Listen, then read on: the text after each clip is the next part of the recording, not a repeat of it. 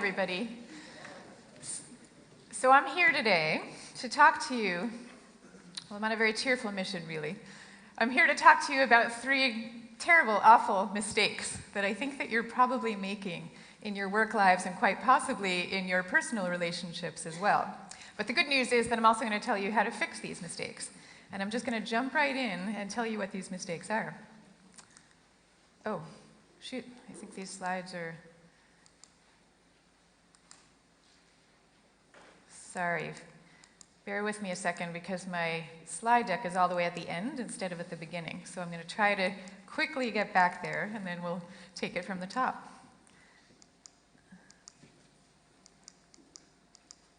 Oh dear.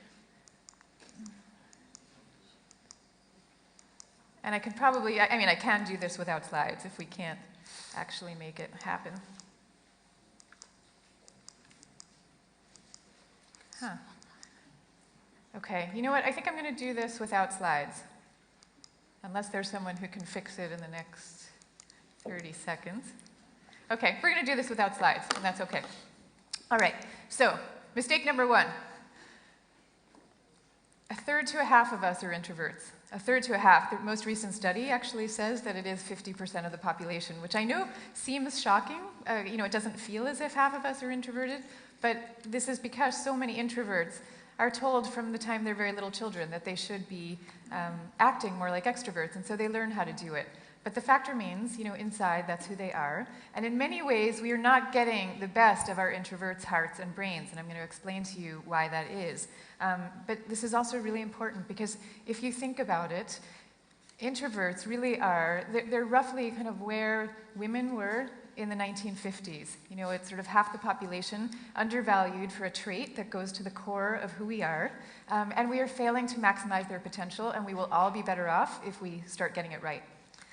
Okay, mistake number 2, whether or not you're an introvert or an extrovert yourself, whether or not you're an introvert or an extrovert, you are spending way too much time in meetings and not enough time alone, and this is seriously interfering with your ability to be creative, and I'll explain why. Mistake number 3.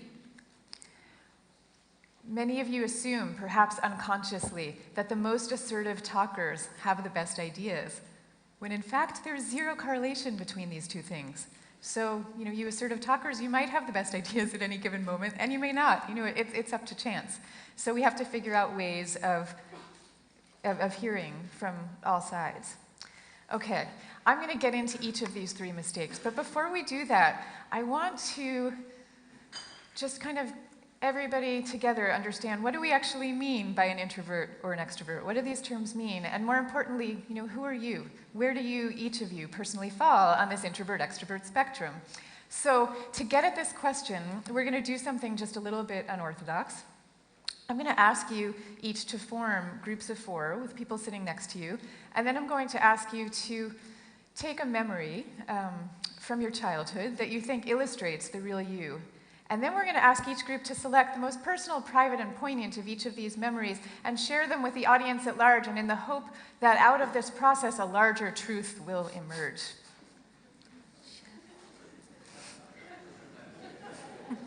Yeah, I'm just kidding. We're not really going to do any such thing.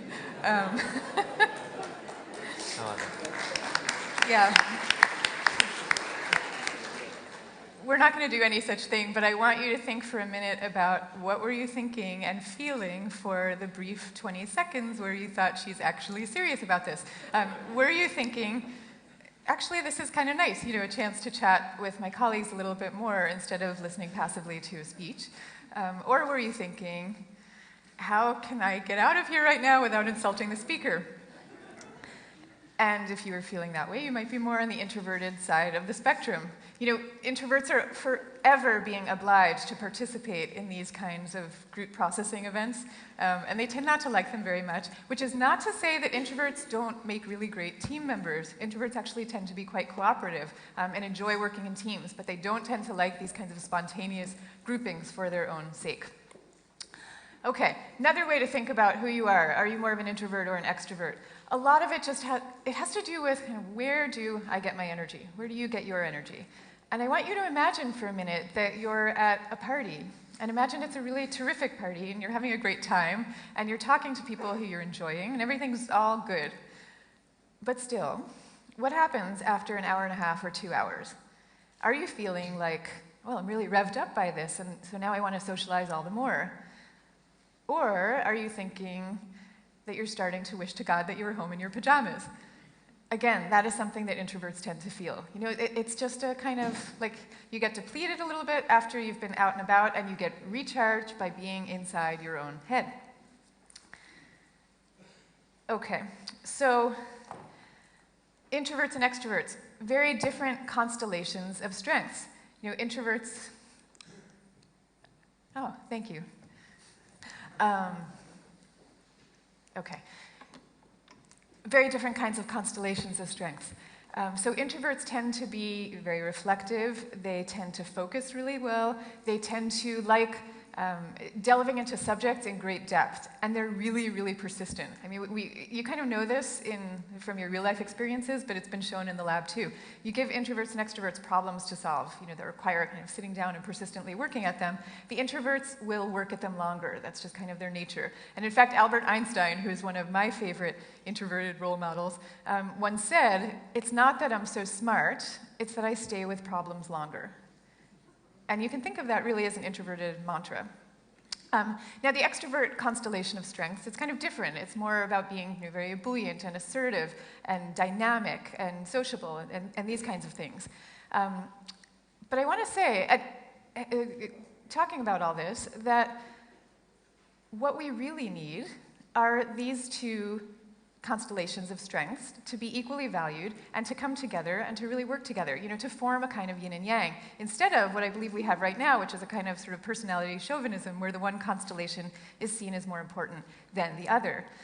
Once we start to value them equally, that's when we can really start to form the partnerships that we need. And I'm going to give you an example of such a partnership. Here it is. This is Mark Zuckerberg and Sheryl Sandberg, who pretty much run Facebook together.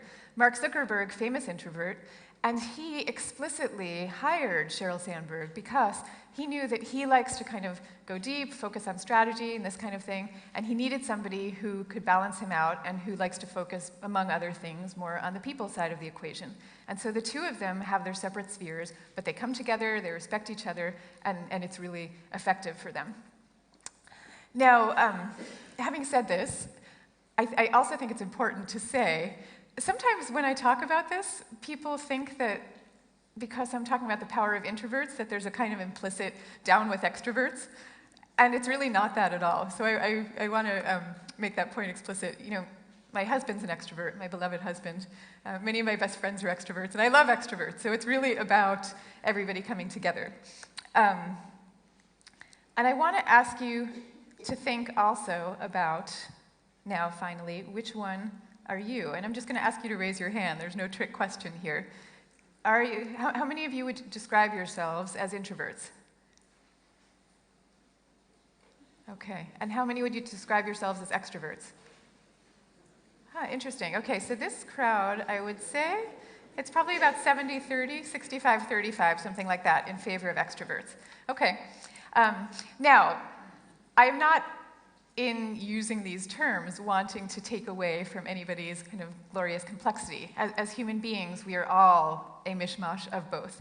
And, you know, even Carl Jung, the psychologist who first popularized these terms in the 1920s, even Carl Jung said, there is no such thing as a pure introvert or a pure extrovert, that such a man would be in a lunatic asylum if he existed at all. So we all know what it's like to be on the other side of the spectrum, and yet I think that many of us do relate to one type or the other, and it's important to know which way we go, because these orientations, I believe, are as profound as gender, and they influence how we like to work, how we like to connect with people, how we like to love. They influence everything that's important about being alive, and that's why it's important to get it right. Now, what is important there is it's not even so much who we are. It's really, why are we the way we are? You know, what is it that makes somebody an introvert or an extrovert, and what flows from that understanding? So let's just get that clear. Introversion, first of all, it's not about shyness. The two terms tend to get conflated, but really shyness is about the fear of social judgment. If you're a shy person, you're going through the world ascribing negative judgments of yourself in other people. You're imagining people are judging you in a harsh way. And some introverts are indeed shy, and some are not. So there's some overlap, but not completely. Introversion and extroversion, it's really about how you respond to stimulation. So introverts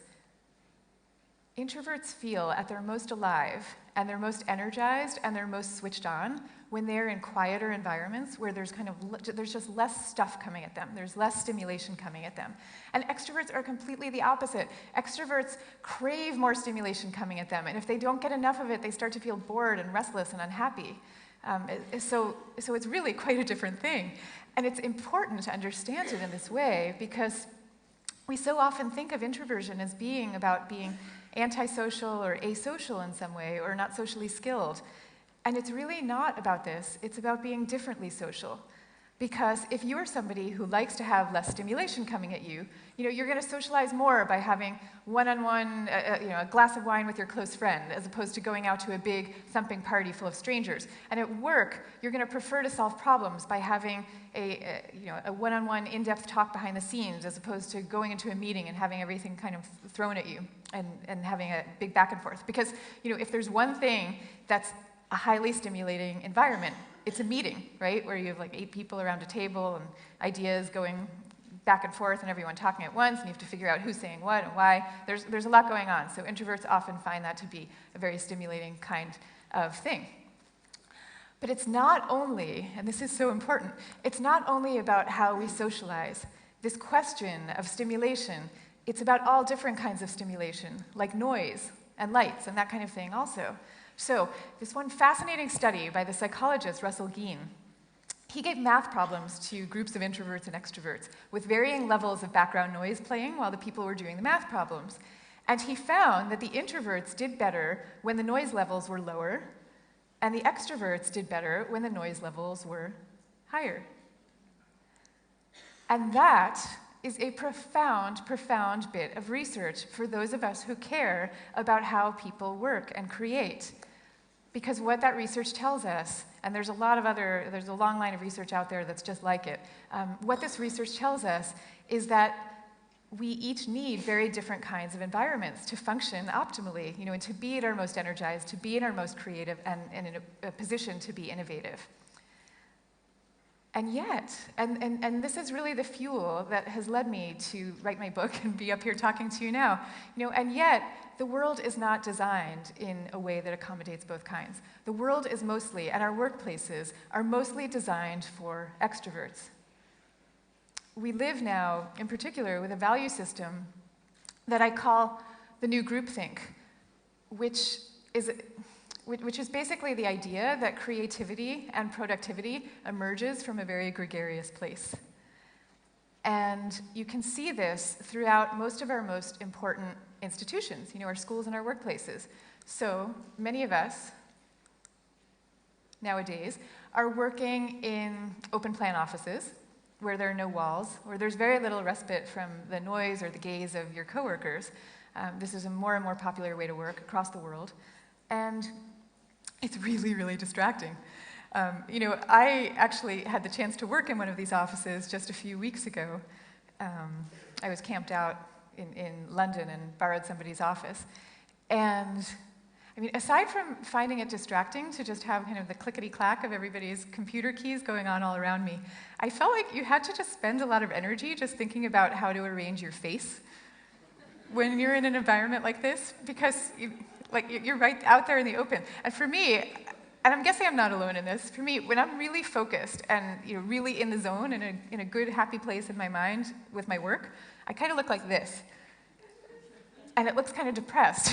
And you can't really look that way when you're out there with your colleagues. So already you're devoting all this energy into self-presentation that really could better be applied to other tasks. But there's actually a mountain of research out there that's little talked about for reasons I can't fathom. It's all in my book. But there's a mountain of research out there on the larger problems of open offices. They make people distracted, they make them hostile, they make them anxious, and paradoxically, they actually inhibit the formation of close friendships Because if you think about it, how do you start a close friendship with someone? How do you really establish intimacy? Very often the currency for that is shared confessions, shared confidences. And you can't really have shared confidences if you're working in this kind of an environment, because everybody can overhear everything that you're saying. So I'm opposed to these kinds of offices in general, and I believe this is true for extroverts as well as introverts, all the problems I'm talking about. But it's worse for introverts. It's worse for introverts because of the differences in responses to stimulation that I was talking about before. If you're somebody who gets distracted and just feels kind of jangled when you have too much coming at you, then working in this kind of situation can be really problematic. Same thing, though, is happening in our schools. And I was telling you that children nowadays, from a very early age, are given the message that they really should be more like extroverts. So increasingly, our school lessons are taught as group projects like the kind that you're seeing here. And this is true, even in subjects like math and creative writing, which you would think would depend to some extent on solo flights of thought. Nowadays, students are encouraged to work as committee members. And, at least in the US, I don't know if this is true here in Norway, for example, but in the US there was a study that found that majority of teachers believe that the ideal student is an extrovert. Even though, by the way, introverted kids get better grades, and they go on throughout university to get better grades, to win more scholarships. They've been found to be more knowledgeable about a wide variety of subjects. And what's interesting about that, by the way, is that their IQ is no higher than extroverts. Not at all. There's no difference between the two. But the reason that introverted kids do better sort of from the academic side is this quality that we were talking about of being persistent, and sitting and focusing, and that actually has its benefits. I want to give you a sense, because this stuff is pretty deep and pretty visceral, so I want to give you a sense of the way in which, as introverts, we absorb the message that there's something wrong with our way of being. And it tends to happen, from the time you're a little kid, and it happens in very small moments that accumulate over time. So I'm going to tell you a story from my own life. This is a story of the first time I went away to summer camp. And my mother packed for me a suitcase full of books, which to me was a perfectly natural thing to do because I grew up in this family where reading was the primary group activity. And that might sound antisocial to you, but in our family, it was just, like I said, a different way of being social. You had the animal warmth of your brother and sister sitting right there next to you, and you were also free to go roaming around this great adventure land inside your own mind. So I thought, summer camp, great, summer camp is going to be just like this, only better. It's going to be 10 girls sitting in a cabin, cozily reading books in their matching nightgowns. How cool is that? But then I got to camp, and camp turned out to be really different. Camp was more like a big keg party without any alcohol. And on the very first day, the counselor gathered us around, and she said that she was going to teach us a cheer. And that cheer then set the tone for the rest of the summer. And I can't believe that I'm going to do this up on a stage, but I'm going to now recite the cheer for you. The cheer went like this. It went, R-O-W-D-I-E, that's the way we spell rowdy, rowdy, rowdy. Let's get rowdy. Thank you.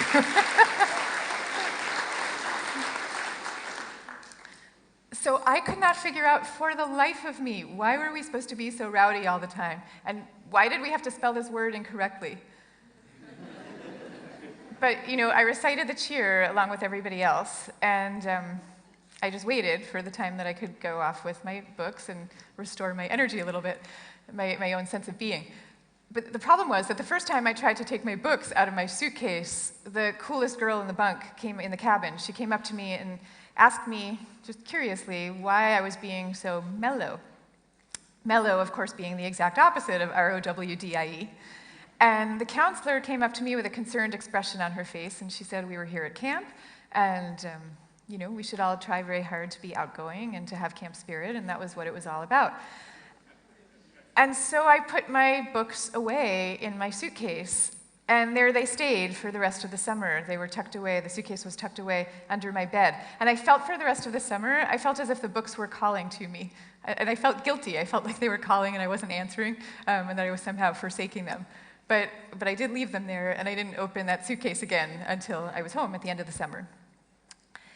And I tell you this story not because it was some great trauma in and of itself, but more because it was one of 50 stories that I could tell you about all the times that you get the message as an introvert that there's something somehow wrong with your more quiet, more reflective way of being. And I always was sensing instinctively that there was something wrong with this idea, and yet I absorbed it. And so I became, as you heard, I became a corporate lawyer on Wall Street for many years, even though, I had always longed to be a writer. But I became a corporate lawyer partly because I needed to prove to myself that I could be very bold and very assertive the way lawyers I thought were supposed to be. And I was always going off to crowded bars when I would have preferred to have a glass of wine with a close friend. And I was making these choices so reflexively that I wasn't even aware that I was making them. Now, I think that that's what many introverts do, and that it's our loss. But it's also our colleagues' loss, and it's our community's loss, and at the risk of sounding grandiose, it is the world's loss, because when it comes to creativity and to leadership, we need introverts doing what they do best. We need them doing what they do best. And here we come to mistake number 2. Which I will remind you, is that whether you're an introvert or an extrovert, you are probably spending way too much time in meetings and not enough time alone.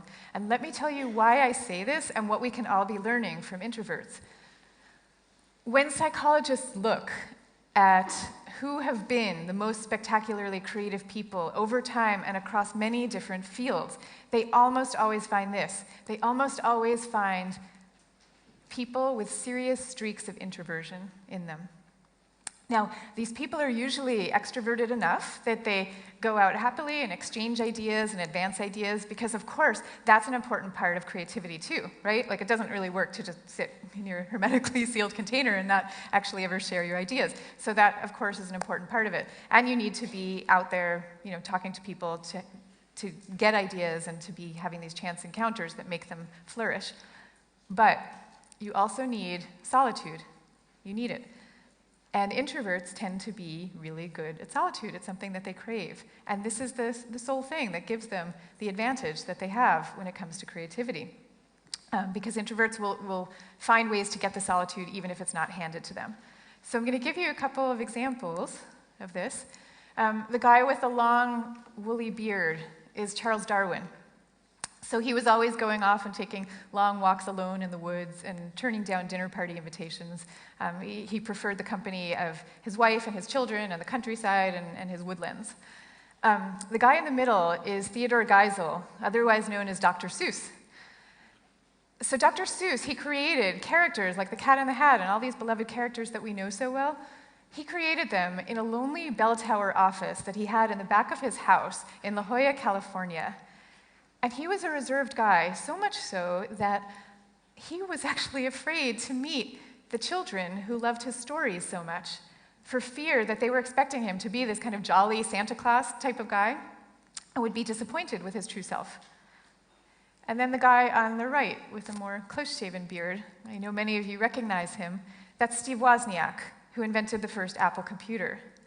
So he did that also, mostly alone, inspired by others, but the actual work process was sitting alone in his cubicle at Hewlett-Packard, where he was working at the time. He would go in there early in the morning before work and late at night after everyone had gone home. And he describes this period of these solitary sunrises and midnights as one of the great times of his life.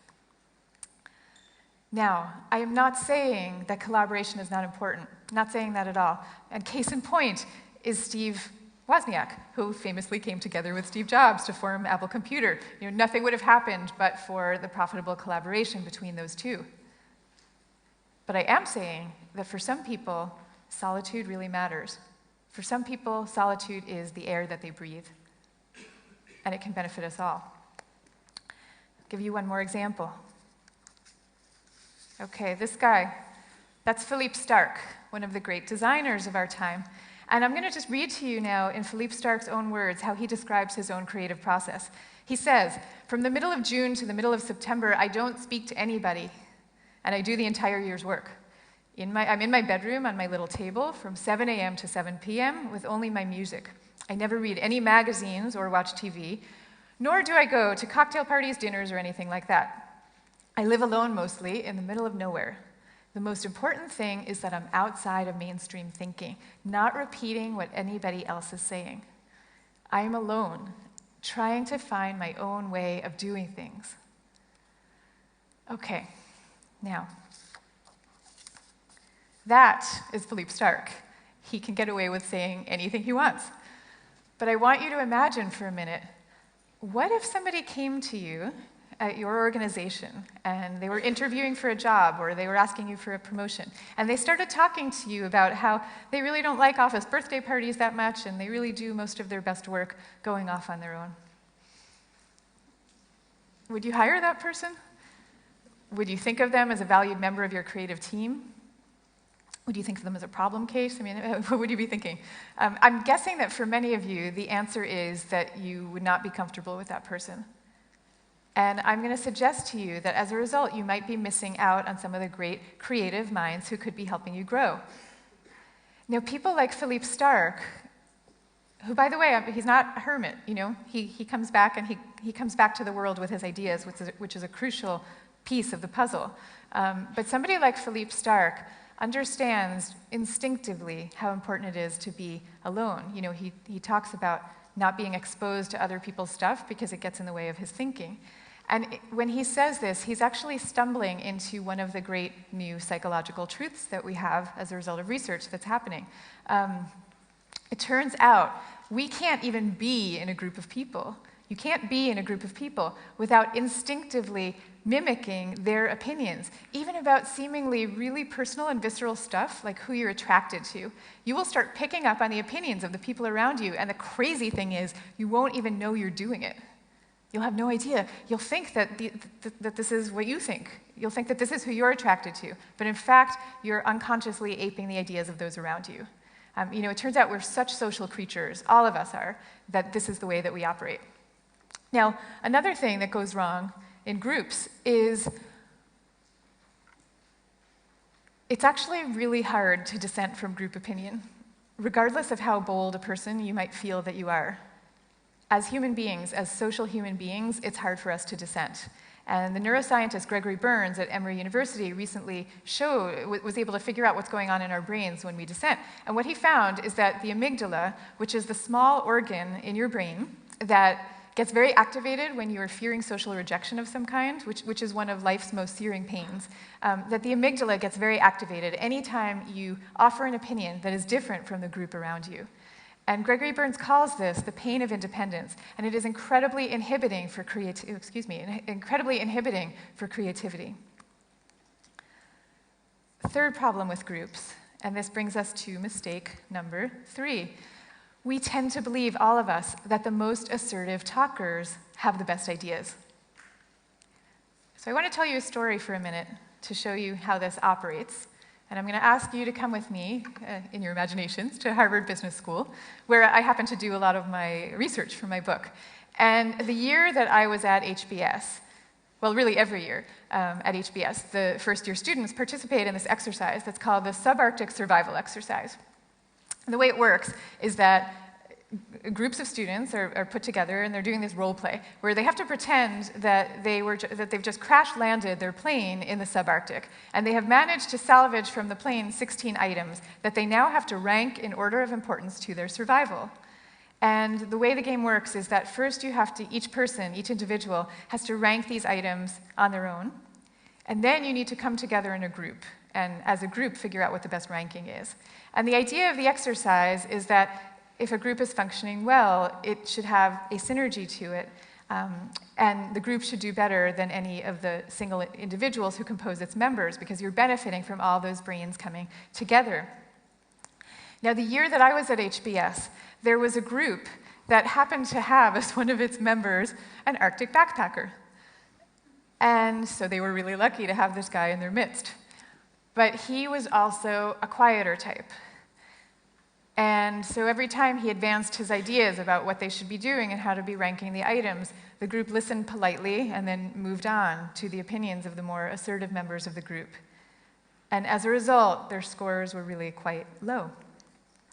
And some of them said, and they had the chance when they were done to watch a video playback of what their process had been. And some of them were really embarrassed to watch themselves, just ignoring the person who was saying the right thing and going off in the wrong direction and just kind of blindly following in some kind of visceral way the ideas of the most confident person. But they didn't really need to have felt so embarrassed because, of course, this is something we all do. This is a trap that we fall into. It's been repeated in studies again and again.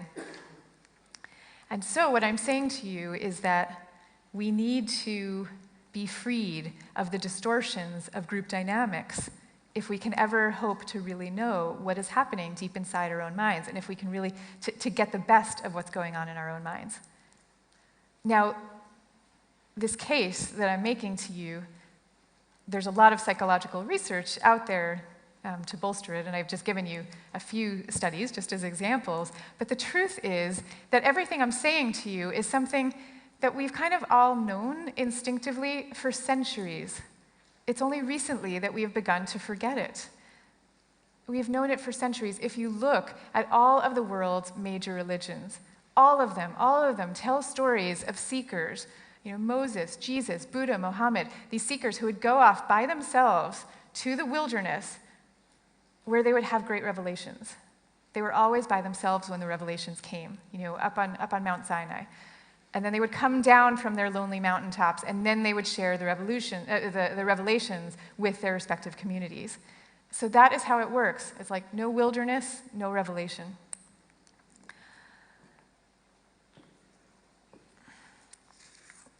So these are broad ideas, but I'd like to leave you with 5 more concrete ideas for change and how you can be applying this in your own lives. And the first suggestion I'm going to give you is to really think about how to design your office spaces and to design them mindfully so that the introverts and the extroverts can both be operating on the stimulation level that they need. Now Steve Jobs, when he designed Pixar, this has been much written about, he created this gigantic open atrium that you had to pass through anytime you needed to use the restroom.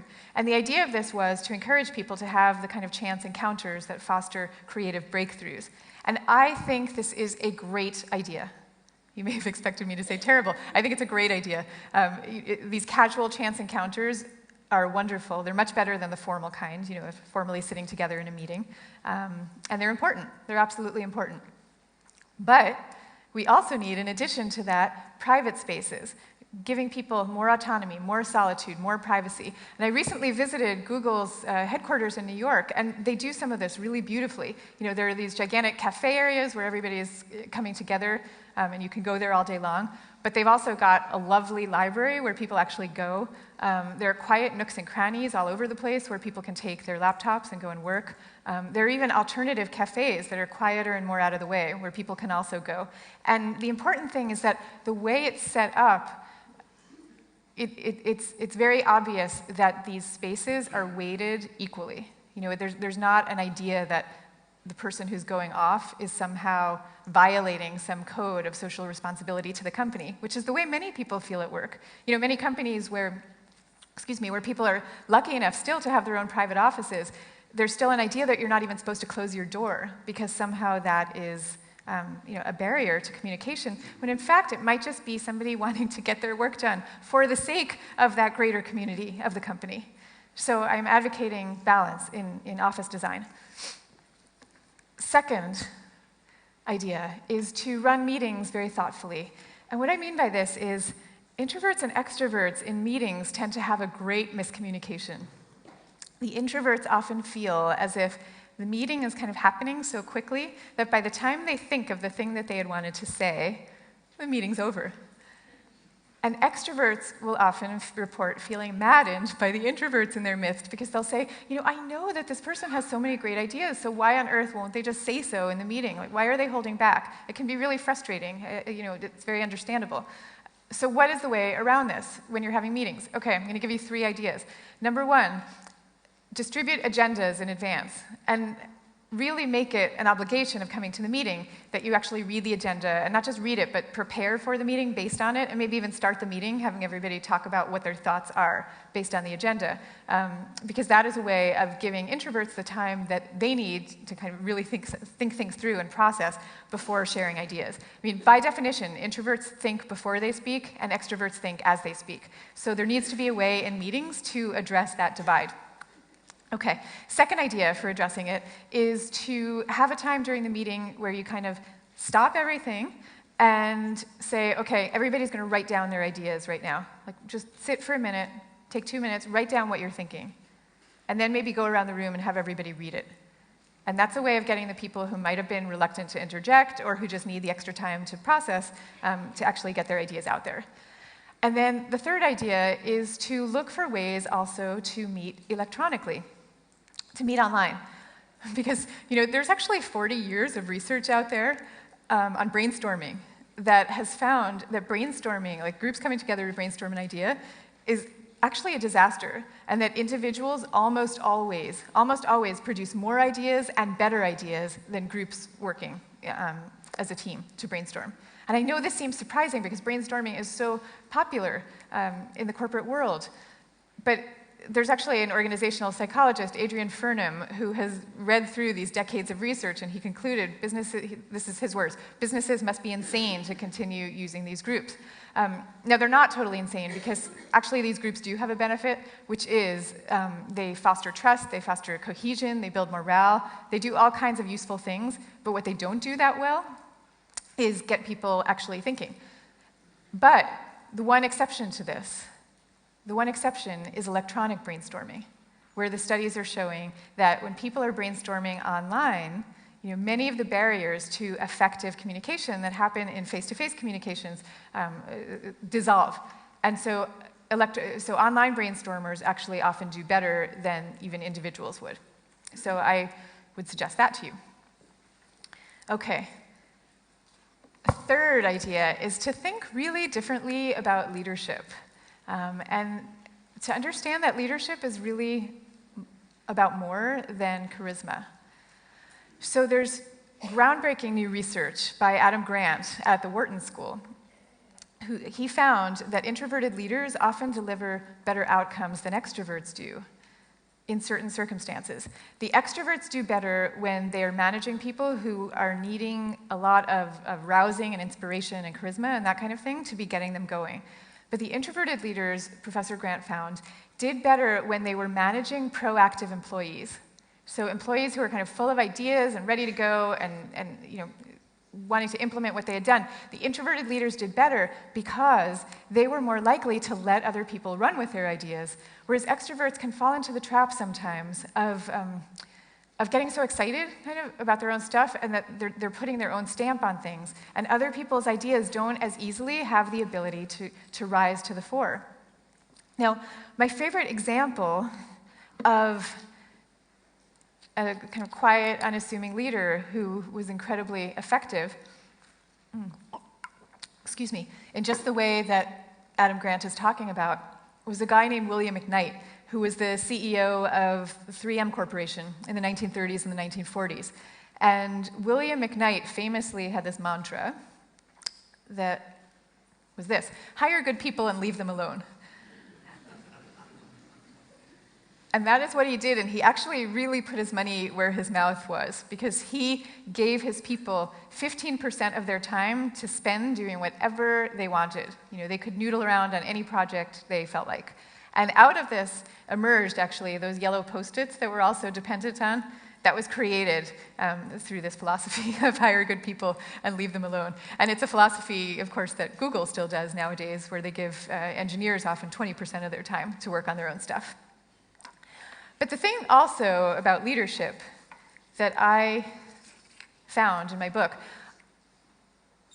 I looked at some of the most transformative leaders of the 20th century, and I found that a lot of them ascended to their leadership positions almost in spite of who they were.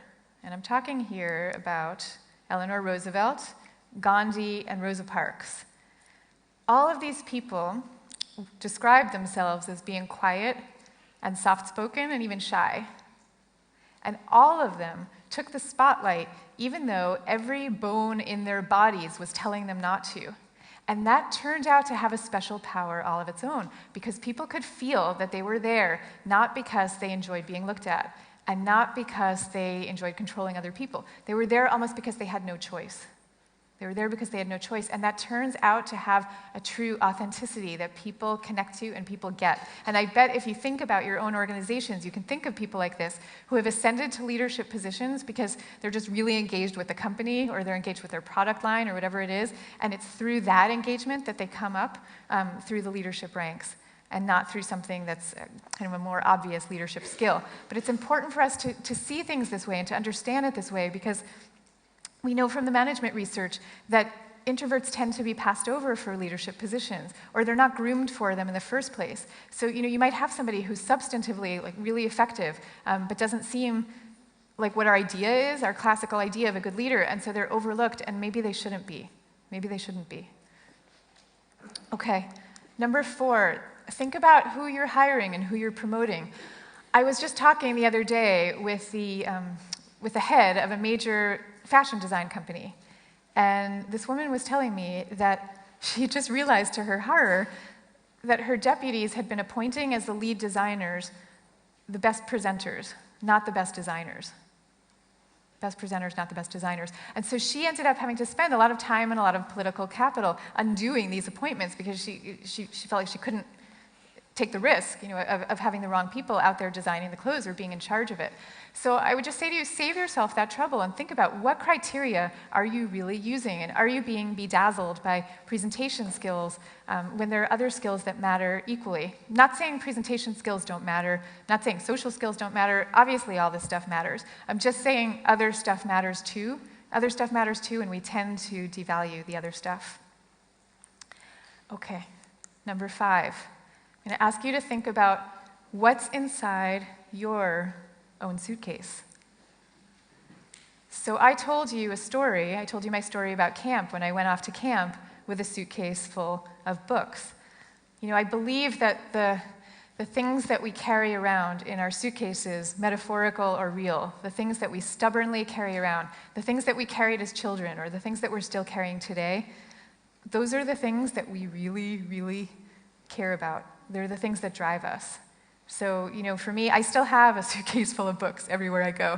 I'm a reader and I'm a writer, and that is what guides what I put into the world. And I'm at my best when I am following that guidance. So I want to ask you to think about what really is in your own suitcase. And extroverts, maybe your suitcases are also full of books. Or maybe they're full of champagne glasses or skydiving equipment. Whatever they are, I hope that you will take these things out every chance that you get and grace us with your energy and with your joy. But now, introverts. You being you probably have the impulse to guard very carefully what's inside your own suitcase. You probably guard it and don't show it that often. And that's okay. But I want to invite you just occasionally to take those things out of your suitcase and to show them to the world, because the world needs you, and it needs the things that you carry. So I want to leave you with one final story about this, and it's a personal story about how I came to this realization. It's really a story about my grandfather. My grandfather was a rabbi, and he lived alone in a small Brooklyn apartment. He was a widower, he lived alone. And this apartment, when I was growing up, it was my favorite place in the world, partly because it was filled with his presence, which was very gentle and very courtly and lovely, and partly because it was filled with books. Literally every spare piece of furniture in this apartment had yielded its original function to just be a surface for these towering stacks of books. Just like everybody in my family, my grandfather's favorite thing to do in the world was to read. But my grandfather also really loved his congregation, and you could feel this love every week in the sermons that he gave. For the 62 years that he served as a rabbi, he would give these fantastic sermons that were basically the fruits of each week's reading. He would pull together these fantastic tapestries of ancient and humanist thought and deliver them to his congregation. And people would come from all over to hear him speak. But the thing is that underneath this ceremonial role, he was a very introverted person. And so when he gave these sermons, he actually had trouble making eye contact with the people in the audience, the same people into whose eyes he would have been looking for 62 years. He had trouble making eye contact with them. And even away from the podium, if you called him on the phone, he would often hang up prematurely, ring off prematurely, because he was afraid that he was taking up too much of your time. But when my grandfather died at the age of 94, the police had to close down the streets of his neighborhood to accommodate the throngs of mourners who came, because all these people felt like they would never hear those kinds of sermons again. And so these days, I try personally to learn from my grandfather's example.